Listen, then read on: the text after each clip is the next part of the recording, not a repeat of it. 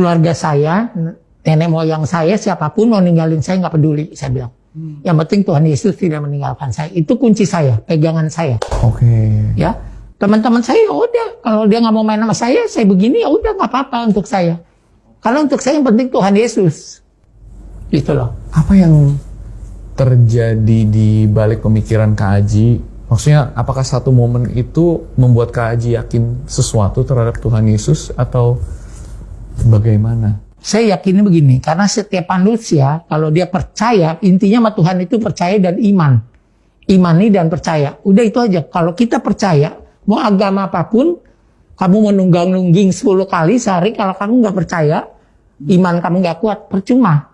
You get nothing from that. Ya? Oke. Jadi untuk saya percaya aja. Percaya kok saya. Tuhan itu yang memelihara kita. Saya percaya itu. Dan terus saya belajar, saya baca Alkitab. Terus saya pengen baca. Kayak orang kehausan gitu ya. Oh, iya. Ada perasaan itu berarti? Iya. Dan terus waktu saya mau dibaptis, saya waktu itu sama mendiang Bapak rohani saya, Edi Sabto. Iya. Ya Pak Pendeta, sekarang udah mendiang, udah meninggal.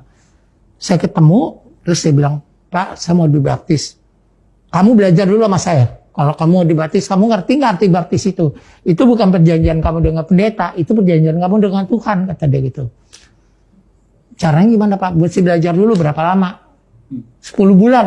Ya Pak, ntar keburu saya tukar pikiran, saya bilang gitu kan. Iya.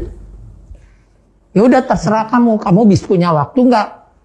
Kalau kamu punya waktu, kita belajar dari pagi, dari jam 11 pagi sampai jam 3 pagi. Setiap hari, sanggup nggak kamu? Ya udah saya sanggup, saya bilang. Wow. Selesai. Dan saya belajar, dia ngasih tahu, dia omongan sama saya gitu. Ya saya dengerin, ya udah. Saya oke aja. Saya nangkep, saya ngerti, oh kuncinya tuh ini, berarti kita harus percaya. Iya. Perubahan apa Pak yang terjadi di seorang Kak Aji pada saat Tuhan membawa dalam proses mengenal dia? Perubahan pada diri saya merasa saya lebih tenang, lebih sukacita dan damai sejahtera. Jujur, saya merasa ikut damai sejahtera. Saya ikut Tuhan Yesus, saya merasa damai sejahtera. Ya, karena memang dari dulu saya juga berteman sama orang nggak pilih-pilih gitu loh. Mau siapapun silakan. Ya, karena untuk saya agamamu, agamaku. Jadi saya gitu. Saya nggak peduli dulu orang mau agamanya apapun, saya nggak peduli.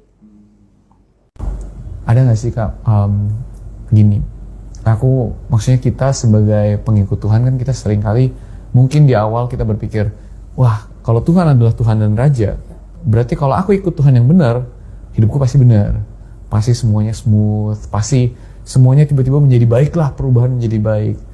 Tapi kalau dalam cerita hidupku sendiri Kak, justru kadang-kadang ikut Tuhan itu tidak semudah itu dan tidak semulus itu. Ada berat juga.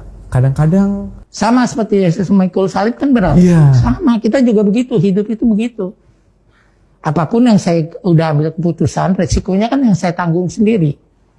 Kayak keluarga ada yang bilang, iya dia udah miskin makanya dia jadi pendeta, sekarang nggak apa-apa. Saya bilang dikatain begitu nggak apa-apa. Ada yang ngomong. Ada. Saudara-saudara saya ngadu semua ke saya, nggak apa-apa, saya nggak marah. Justru mereka yang marah sama itu ya, sama keluarga saya. Saya bilang, ngapain kamu marah? Orang saya diomongin aja, saya biasa-biasa aja. Saya bilang, itu biasanya kita doakan aja. Wow. Saya doain aja. Ya karena saya bilang, Tuhan dia tidak tahu apa yang dia lakukan. Dia tidak mengerti apa yang dia lakukan. Berkati dia, ampuni dosa-dosa. Saya gitu aja setiap. Saya diomongin orang, selalu saya doain gitu.